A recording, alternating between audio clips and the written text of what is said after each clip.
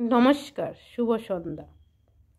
আজকে রেসিপি আমাদের ত্রিপুরার ট্রেডিশনাল রেসিপি এবং ত্রিপুরার 90% লোকই খুবই ভালোবাসে। তার জন্য সব ধরনের মশলা তো আগেই দেখে নিলেন। তার জন্য শূকরের মাংস নিয়ে নিলাম। শূকরের মাংসটাকে ভালোভাবে ধুয়ে টুয়ে একটা ছাঁকনিতে দিয়ে ছেঁকে নিচ্ছি। এই দেখুন, শূকরের মাংসের যে ফ্যাটগুলি হয় এগুলি দেখতে খুবই ভালো, খেতেও খুব সুস্বাদু। শূকর মাংসতে বেশি তেল লাগে না, কারণ শূকরের মাংসের ফ্যাট থেকে অনেকটা তেল উঠে যায়। এই জন্য খুব কম তেলে জিরা ফোড়ন আর লঙ্কা ফোড়ন দিয়ে নিলাম। তারপরে তেজপাতা দিয়ে নিলাম।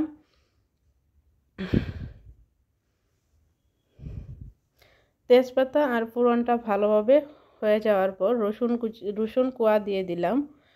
রসুন কোয়া বেশ অনেকটাই দিলাম, কারণ শূকরের মাংস এখানে 1 কেজির পরিমাণে একটু শূকরের মাংস রসুনটা লাগে, না হলে একটু উগ্র গন্ধ করে। তারপর রসুনগুলিকে লাল লাল করে ভাজতে হবে। ভালোভাবে নেড়ে চেড়ে লাল লাল করে ভেজে নিচ্ছি। জানি অনেকেই খান না, কিন্তু আমাদের ত্রিপুরার খুবই ট্রেডিশনাল এবং পুরাতন রেসিপির ভিতরে শূকরের মাংস খুবই জনপ্রিয়। ত্রিপুরার সবাই মোটামুটি ভালোবাসে, আমিও ভালোবাসি। এখানে পেঁয়াজ দিয়ে লাল করে ভেজে নিচ্ছি। অনেকক্ষণ সময় লাগিয়েই ভাজছি, কারণ পেঁয়াজটা লাল না করে ভাজলে খেতে ভালো লাগবে না। পেঁয়াজটা ভালোভাবে নেড়ে চেড়ে লাল করে করে ভাজতে হবে সময় নিয়ে। প্রায় 2-3 মিনিট এভাবে করে ভেজে নেব। এই দেখুন, লাল লাল করে ভাজা হয়ে গেছে। লাল লাল করে ভেজা হয়ে যাওয়ার পর এখানে আমি মরিচ দিয়ে দিয়েছি। মরিচের সাথে আদা মশলাটাও আছে, মরিচ বা লঙ্কা আদা একসাথে মিক্সচার করেছিলাম, তা দিয়ে দিলাম। তা দিয়ে ভালোভাবে নাড়ছি। নেড়ে চেড়ে দেখুন তেলটা আস্তে আস্তে উঠে গেছে। এখন হলুদ গুঁড়ো দিয়ে দেব পরিমাণ মতো, দিয়ে ভালোভাবে নেড়ে নেব। হলুদটা ভালোভাবে একসাথে মিশতে হবে। মিশানো হয়ে গেছে, দেখুন তেলটা এসেছে। এখন জিরে গুঁড়ো দিয়ে দেব, ধনের গুঁড়ো দিয়ে দিচ্ছি,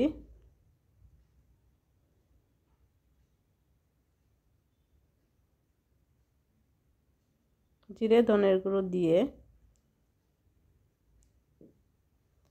আবার নেড়ে নিচ্ছি ভালোভাবে।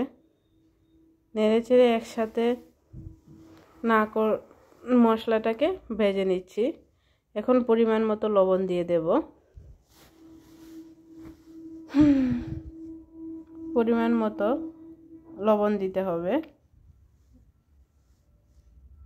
আপনারা পরিমাণ মতো লবণটা দিয়ে দেবেন। লবণটা দিয়ে নেড়ে নিচ্ছি।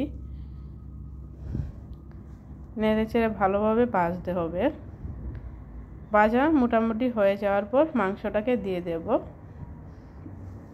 মাংসটা দিয়ে মশলাটার সাথে একসঙ্গে মিশিয়ে নেব। মিশিয়ে নেওয়ার কিছুক্ষণ পরে আলুগুলি দিয়ে দেব।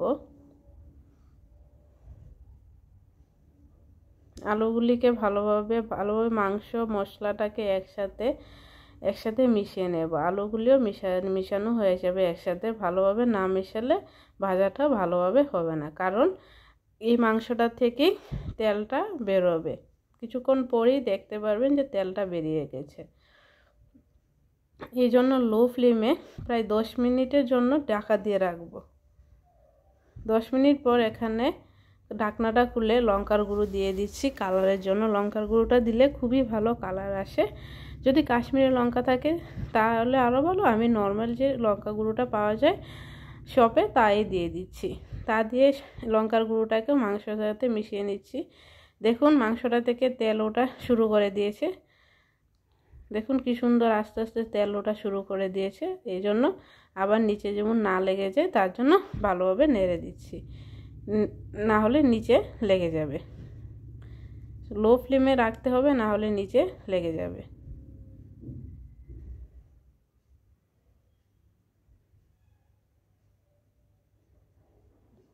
এখন মাংসটাকে ঢাকা দিয়ে দিলাম। রেখে প্রায় 5 মিনিটের জন্য রেখে দেবো। 5 মিনিট হয়ে গেছে। এই দেখুন কি সুন্দর নিচে থেকে তেল ওঠা স্টার্ট করে দিয়েছে। ভালোভাবে নেড়ে নেব। এই দেখুন তেলটা দেখা যাচ্ছে কি সুন্দর তেল উঠে গেছে, রঙটাও কত ভালো এসেছে মাংস।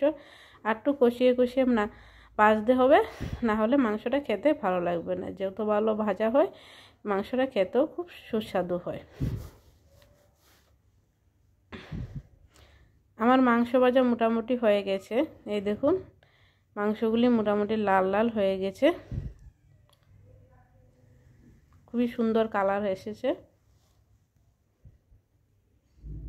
কিছুক্ষণ সময় নিয়ে লো ফ্লেমে ভাজতে হবে। এখানে আমি জলটা দিয়ে দিচ্ছি মিক্সচার মেশিনে করে দেওয়ার কারণ মিক্সচার যেখানে লঙ্কা আর আদাটা মিক্সচার করেছিলাম অনেকগুলো লেগেছিলো, তার জন্য মিক্সচার মেশিনে জলটা দিয়ে আদা লঙ্কা সব মানে মিক্সচার মেশিনে যতটুকু লাগিয়েছিল তাই দিয়ে দিলাম।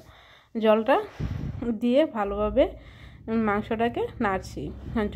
মশলাটা ঝুলের সাথে মিশে গেলে মাংসটা খুব ভালো সিদ্ধ হবে। এখানে টমেটো দিয়ে দিলাম, টমেটো পেঁয়াজ দিয়ে দিয়েছি, পেঁয়াজ গোটা গোটা করে দিয়েছি। এখানে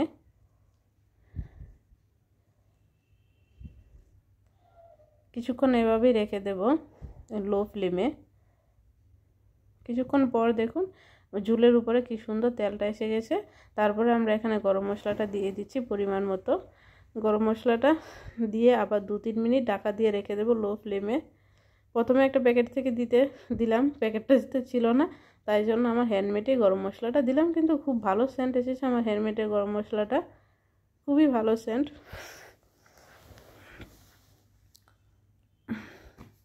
এই গরম মশলাটাকে দিয়ে ভালোভাবে নেড়ে চেড়ে দিতে হবে।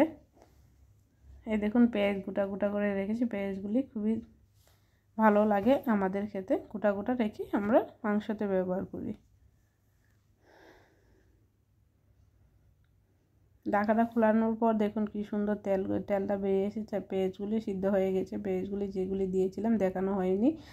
এই দেখুন পেঁয়াজগুলি মোটামুটি কালারটা চেঞ্জ হয়েছে, কালারটা কত সুন্দর এসেছে। আরও আমরা 2-3 মিনিটের জন্য লো ফ্লেমে দিয়ে রেখে দেব।